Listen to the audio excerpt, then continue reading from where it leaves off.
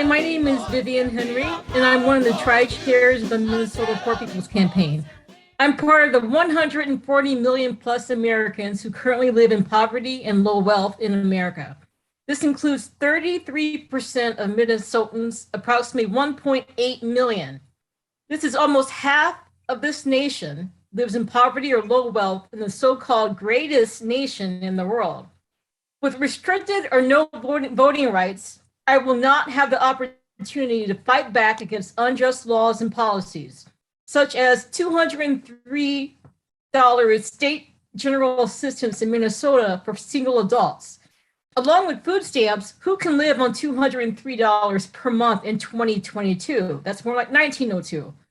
At least 19 states have enacted laws to restrict voting rights. This is a power grab in our democracy in favor of fascist authoritarian rule, which would affect everyone, well, except for the top 1% and the wealthy. The original Poor People's Campaign started in 1968 by Martin Luther King Jr. to fight back against the three evils in society: poverty, racism, and militarism, all of which are tied to voting rights.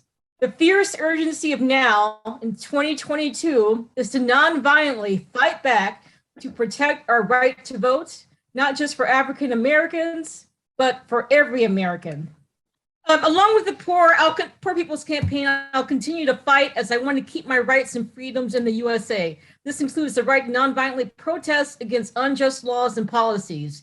In 2021, the Poor People's Campaign gave me the tremendous opportunity to protest and march in Washington, D.C. This included getting arrested 2 times in the fight to save our democracy. Which side are you on, democracy or autocracy? Autocracy. Choose wisely. We welcome you to the launch of the Mass Poor People's Low Wage Assembly and Moral March on Washington, D.C., June 18, 2022. And we need to do it with the biggest actions possible. Because we know the only scarcity is the moral will to do what's right. Veterans across this nation say enough is enough. My voice is just as valuable as anyone else's. We need the third Reconstruction. We have an immoral system run by immoral people.